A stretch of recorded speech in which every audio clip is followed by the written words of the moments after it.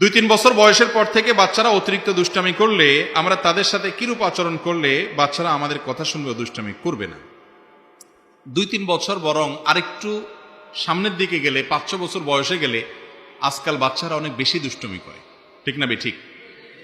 এবং দুষ্টুমির পরিমাণ দিন যত যাচ্ছে বাচ্চাদের বাড়তেছে না কমতেছে? বাড়তেছে। আমরা ছোটবেলায় বাচ্চাদেরকে এত দুষ্টুমি করতে দেখি নাই, এখন যত দুষ্টুমি করতে দেখি, ঠিক না? এর একটা বড় কারণ হলো বাচ্চাদের হাতে আমরা বিষ তুলে দিয়েছি, সেটার নাম হলো মোবাইল ফোন, স্মার্টফোন।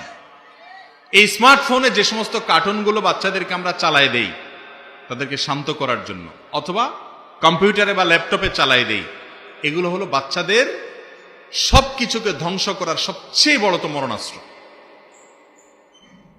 গেমসে বাচ্চারা কি দেখে ভাই বলেন তো? গেমসে বাচ্চারা দেখে হলো ঠুসঠুস করে শুধু মেরে ফেলো সামনে, তাই না? কি দেখে? সব যা সামনে আসে সব কি করে ফেলা, শেষ করে ফেলা। গেমসের মধ্যে কি এরকম কিছু দেখায় যে হারে একটা বাচ্চা কাঁদতেছে, তুমি নিজের খানাটা না খায় তার মুখে তুলে দাও? এরকম কোন গেম দেখছেন আপনারা আজ পর্যন্ত? কি দেখায় গেমসে?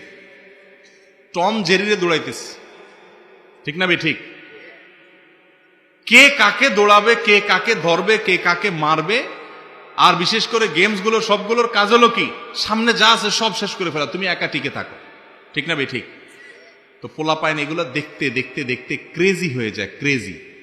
চিন্তার মধ্যে ওর অস্থিরতা আসে, ও বদমেজাজ হয়ে যায়, রুক্ষ মেজাজ হয়ে যায়, উদ্ভট আচরণ করা শুরু করে। এবং দেখবেন যে বাসায় কোনো মেহমান আসলেও অনেক সময় অনেক পোলাপাইন এই অযথাই শুধু টুস টুস টুস টুস করে, কারণ সারাদিন ওইগুলা করতে করতে সে ওইটাই শিখছে, ঠিক না ঠিক? এই যে বাচ্চার মধ্যে ক্রেজি ভাব, এটার কারণে তারা বাপমার কথা শুনে না, তারা দুষ্টামি করে, তারা জেদ দেখায়, তারা ভাঙচুর করে। আবার অনেক বাপমা আছে, বাপমার পোলাপানের সমস্ত তেজ দেখে তারা মনে করে যে এটা বোধহয় প্রাউড ফিল করার মতো বিষয়, এই জন্য তারা বলে যে বাচ্চা অনেক জেদি, আমার ভাঙচুর করে, মারাত্মক রাগী, মনে করে এটা ভালো গুণ। বাচ্চা যে অসুস্থ এটা বুঝার ক্ষমতা বাপমার অনেক সময় থাকে না। ভাইরা আমার, আমি জানি এই কথা বলে খুব বেশি উপকার হয়তো আসবে না, কিন্তু কিছু মানুষের হয়তো উপকারে আসবে। সেটা হলো আল্লাহর ওয়াস্তে বাচ্চাদের হাতে এই মোবাইল ফোন নামক বিষ তুলে দেওয়া, এই অস্ত্র তুলে দেওয়া থেকে সরে আসেন। সময় থাকতে এখনো সরে আসেন। চোখ ধ্বংস হচ্ছে, ব্রেন ধ্বংস হচ্ছে, ওদের চিন্তাধারা ধ্বংস হচ্ছে, আচার আচরণ অ্যাটিটিউড ধ্বংস হচ্ছে, ওদেরকে শেষ করে দিচ্ছি আমরা। ফিজিক্যাল কোনো এক্সারসাইজ এখন আর নাই, এখন সব মোবাইল ফোন নিয়ে বসে, পয়সা আছে একটা কিনে ধরাই দিচ্ছে, ঠিক না ঠিক?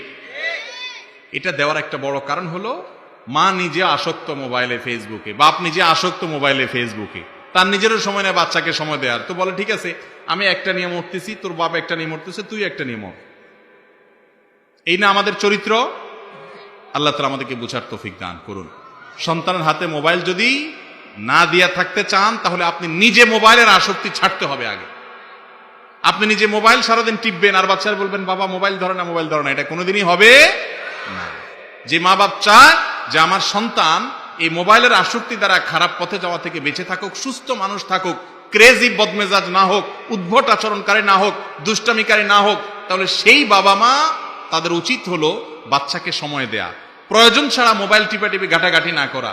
ওয়াজ শোনার নাম দিয়া ইউটিউবে ঢুকে ঘন্টাকে ঘন্টা আপনি স্ক্রল করতেছেন, আঙ্গুল দিয়া কি টানতেছেন, মাইলকে মাইল স্ক্রল করে যাচ্ছেন, মনে হয় যে আপনার কি হারায় গেছে, ঠিক না ঠিক? এই আসক্তিটা আজ ব্যাধিতে, মহামারীতে রূপান্তরিত হয়েছে। ছাত্রদের পড়াশোনা ধ্বংস হচ্ছে, পরিবারগুলো ধ্বংস হয়ে যাচ্ছে, স্বামী স্ত্রীকে সময় দেয় না, স্ত্রী স্বামীকে সময় দেয় না, এবং সন্তান বাবা মার সময় পায় না এই মোবাইলের আসক্তির কারণে। এই মোবাইল স্মার্টফোন আজ আমাদের শত্রুতে পরিণত হয়ে গেছে, দুনিয়াও শেষ করতেছে, আখিরাতেও শেষ করতেছে। যারা এটা নিয়ন্ত্রণ করে ব্যবহার করা জানবেন না, তারা এটা করবেন না, ছোট বাটনালাগুলো ব্যবহার করবেন।